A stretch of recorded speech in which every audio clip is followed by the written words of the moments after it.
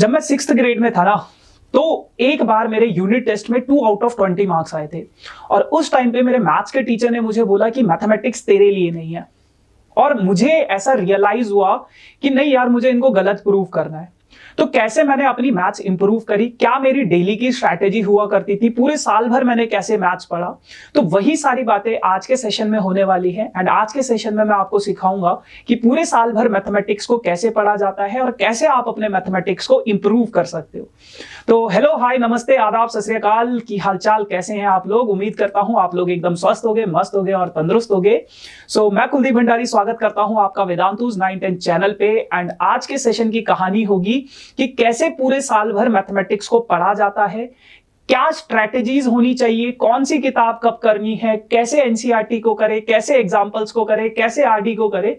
तो वही सारी बातें आज के सेशन में मैं आप लोगों के साथ डिस्कस करूंगा और अपना भी कुछ एक्सपीरियंस शेयर करूंगा, या टीचिंग जर्नी में मैंने जो बच्चों का एक्सपीरियंस देखा है कि कैसे वो लोग मैथमेटिक्स में अपना प्लान इंप्लीमेंट करते हैं। तो वो सारी बातें आज के सेशन में होंगी जो आप लोगों के लिए बहुत हेल्पफुल रहेगी। तो अंत तक बने रहें और देखिए और समझिए कि कैसे आप लोग अपने मैथ्स को इंप्रूव कर सकते हो। ठीक है, तो चलिए शुरुआत करते हैं बिना किसी देरी के साथ। लेकिन अगर अभी तक आप लोगों ने सेशन को लाइक नहीं किया तो फटाफट से लाइक कर दो, अपने दोस्तों के साथ शेयर कर दो। और अगर पहली बार आप इस वीडियो को देख रहे हो, इस चैनल पर आए हो, तो आप लोग जरूर इस चैनल को सब्सक्राइब कर सकते हैं, ताकि जो भी लेटेस्ट अपडेट्स हैं, जो भी स्ट्रैटेजीज है एग्जाम रिलेटेड या फिर आपकी पढ़ाई से रिलेटेड जो भी आपके टॉपिक्स होते हैं, वो सारी की सारी चीजें आपके पास नोटिफिकेशन आती रही। ठीक है, तो अगर मैं मैथमेटिक्स की बात करूं, बच्चों को सबसे ज्यादा फोबिया होता है मैथमेटिक्स से। उन्हें समझ नहीं आता है कि मैथ्स को हम कैसे करें। तो बहुत सिंपल सा तरीका है। मैंने 3 टाइप के स्टूडेंट्स को कैटेगराइज किया। एक जो एवरेज स्टूडेंट होता है मैथ्स पर्टिकुलर सब्जेक्ट की अगर मैं बात करूं, एक जो अबव एवरेज होता है और एक जो बिलो एवरेज होता है। तो जो बिलो एवरेज है ना, उसको तो बिल्कुल मैथ्स मतलब ऐसा है कि मेरे को समझ ही नहीं आती, बट वो भी इंप्रूव कर सकता है। ठीक है, जो एवरेज है उसके लिए ठीक ठीक है यार, मतलब थोड़ा बहुत आता है, थोड़ा बहुत नहीं आता है। और जो अबव एवरेज है उसको अच्छे से मैथ्स आता है।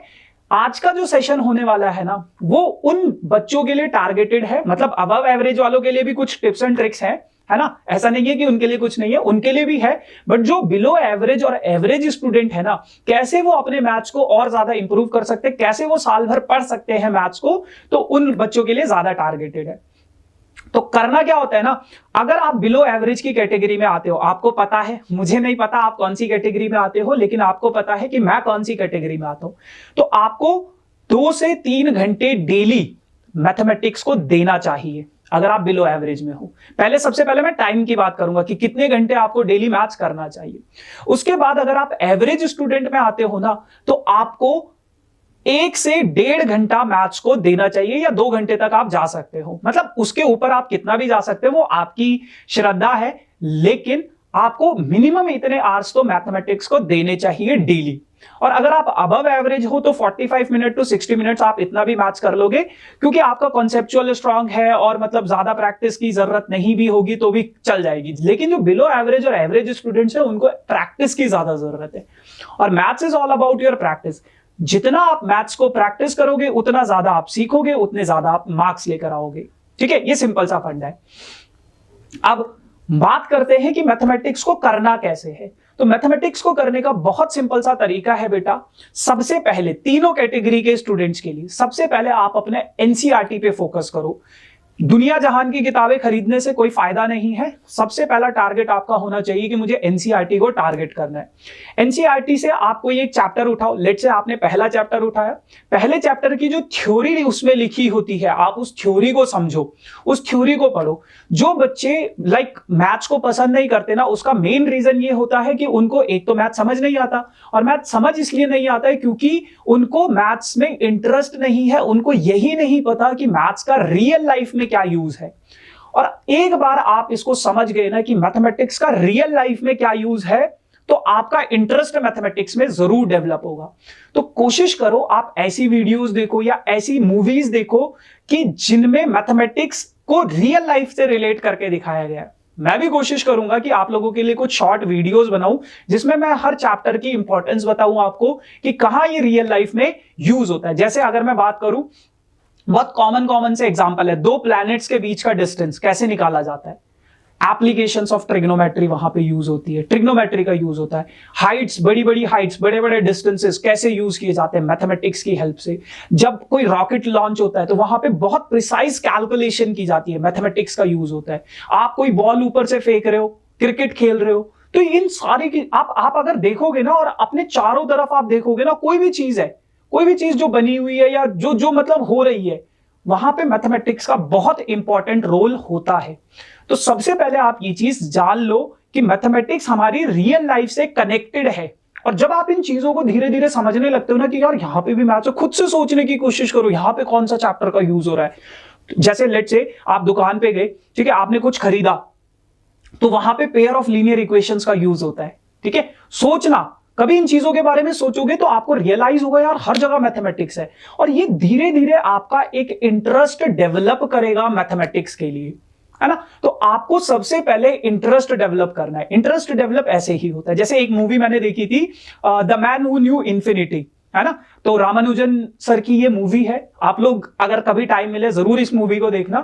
डेफिनेटली आप लोगों का इंटरेस्ट बनेगा उस मूवी के लिए, मैथमेटिक्स के लिए। तो लाइक फिर अंदर अगर इंटरेस्ट होने लगता है ना किसी चीज में, तो वो करने का मन करता है हमारा। तो सबसे पहले आप लोगों को एनसीईआरटी की जो थ्योरी है वो पढ़नी है। वहां पे रियल लाइफ का एग्जाम्पल्स देके बताया गया है मैथमेटिक्स को। बहुत सारे लोग क्या करते हैं कि आते हैं, क्वेश्चन सॉल्व करते हैं, अच्छा ये मेरे टीचर ने ऐसे ऐसे सिखाया है, ये ऐसे ऐसे सिखाया है, उसको एक तरह से रट रहे हैं। रटना नहीं होता मैथ्स को, मैथ्स को समझना है। ठीक है, किसी भी सब्जेक्ट को समझना है, रटना तो खैर किसी भी सब्जेक्ट में नहीं होता है। ठीक, तो आप सबसे पहले उसको समझो, फिर उसके बाद क्या है, जब आपने एनसीईआरटी से थ्योरी पढ़ी, अब एनसीईआरटी के एग्जाम्पल करो। सबसे बड़ी गलती बच्चे ये करते हैं कि वो एनसीईआरटी के एग्जाम्पल नहीं करते। सबसे पहले एनसीईआरटी के एग्जाम्पल करो, फिर एक्सरसाइज 1.1, फिर एक्सरसाइज 1.2, मतलब इस फ्लो में करो। तो जब आपका एनसीईआरटी से एक चैप्टर खत्म हो जाए ना, तब आप अपनी रेफरेंस बुक लेकर चलो। बहुत सारे बच्चे क्या करते हैं, वो कहते हैं कि अच्छा जब हमारा पूरा एनसीईआरटी खत्म होगा तब हम रेफरेंस बुक उठाएंगे। नहीं, आपका पूरा एनसीईआरटी खत्म होगा सितंबर, अक्टूबर, नवंबर के आसपास, तब अगर आप आरडी या आरएस अग्रवाल उठाओगे ना तो नहीं कर पाओगे। आपको ये पूरे साल भर साथ के साथ करनी पड़ती है।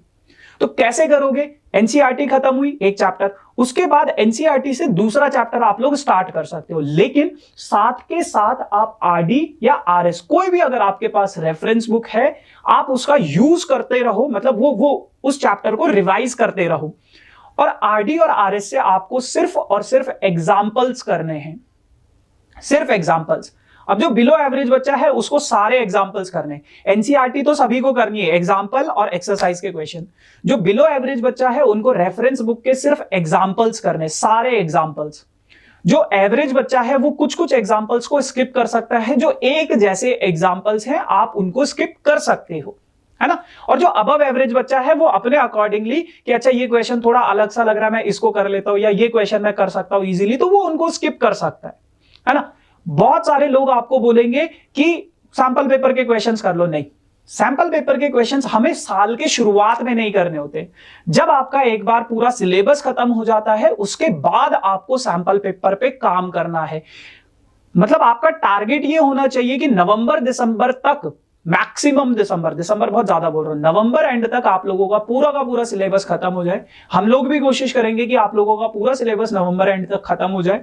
उसके बाद सिर्फ आपको प्रैक्टिस करनी होती है। तो कई बच्चे फिर पूछते हैं कि भैया क्या फिर दोबारा से एनसीईआरटी कर लूं या फिर दोबारा से आरडी कर लूं, आरएस कर लूं? नहीं, वो टाइम नहीं होता है इन चीजों को फिर दोबारा से करने का। वो टाइम होता है कि वो क्वेश्चंस जो हमसे पहले नहीं हुए थे उनको आप सर्कल कर दो। जो क्वेश्चन आपको डिफिकल्ट लगता है या एक बारी में नहीं होता, जिसमें आपको थोड़ा दिमाग लगाना पड़ता है, या जो क्वेश्चन आपने अपने टीचर से पूछा है कि मेरे को ये समझ नहीं है, उन क्वेश्चंस पे सर्कल कर लो। और साल के अंत में हमें सिर्फ वही क्वेश्चंस करने होते हैं, ठीक है। और उसके साथ साथ हम सैंपल पेपर साल के एंड में करते हैं। शुरुआत से करने की जरूरत नहीं है। कितना कर लोगे यार, मतलब 24 घंटे होते हैं, इतना कर लोगे तो फिर मतलब नहीं हो पाएगा, वो मैनेज नहीं हो पाएंगे बाकी के सब्जेक्ट, ठीक है।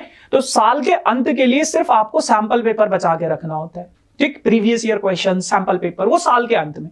लेकिन शुरुआत से आपको सबसे पहला टारगेट होना चाहिए एनसीईआरटी, फिर उसके अलावा आरडी शर्मा या आरएस अग्रवाल कोई भी बुक हो आपके पास रेफरेंस बुक्स, तो एक चैप्टर खत्म होने के बाद साथ के साथ उनको करते चलो।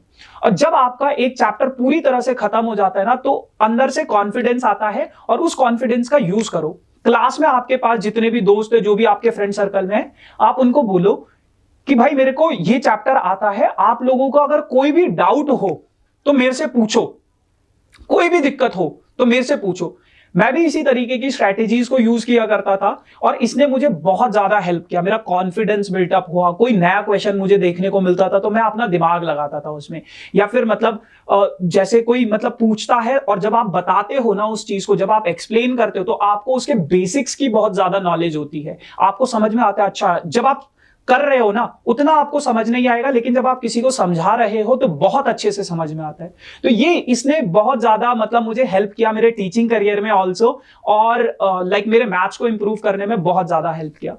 मैं क्या किया करता था ना कि रात को मैंने टाइम सेट कर लिया था आफ्टर माई डिनर ना, कि 10-11 बजे से मुझे 1-2 बजे तक मैथ्स करना है। तो मैं गाने सुनते सुनते मैथ्स को करने लग जाता था, लाइक 3 घंटे 2 घंटे जितना मतलब पोटेंशियल होता था, जब तक नींद नहीं आ रही कर रहा हूं मैं। ठीक है, आप लोग भी इस स्ट्रेटेजी को यूज कर सकते हो। दिन में टाइम मिलता है तो दिन में करो, रात को टाइम मिलता है तो रात को करो, लेकिन मैथ्स के लिए अलग से टाइम निकालो अगर आप मैथ्स में कुछ करना चाहते हो तो, है ना। और कई बार ऐसा लगता है ना, स्टार्टिंग में हम जोश जोश में करते हैं, लेकिन कुछ दिनों बाद वो जोश ठंडा हो जाता है। उस जोश को ठंडा नहीं होने देना। Maths is all about your consistency. जितना आप कंसिस्टेंटली चीजों को करोगे उतना ज्यादा आप उसको अच्छे तरीके से इंप्लीमेंट करोगे। डेली करो, थोड़ा करो। कभी अगर आप कोई क्वेश्चन कर रहे हो ना, तो हो सकता है उस टाइम पे आप लोगों को टाइम लगे उस क्वेश्चन को करने में, कोई दिक्कत नहीं है, लगने दो टाइम। जितना पसीना आप मेहनत करते टाइम भीगा मतलब आएगा आप में, या जितना पसीना आपको आएगा, जितना मेहनत करते टाइम, प्रैक्टिस करते टाइम, जितना आपका एफर्ट लगेगा, टाइम लगेगा, वो टाइम उतना ही कम होगा जब आप फाइनल रिजल्ट में बैठोगे, फाइनल एग्जाम में बैठोगे।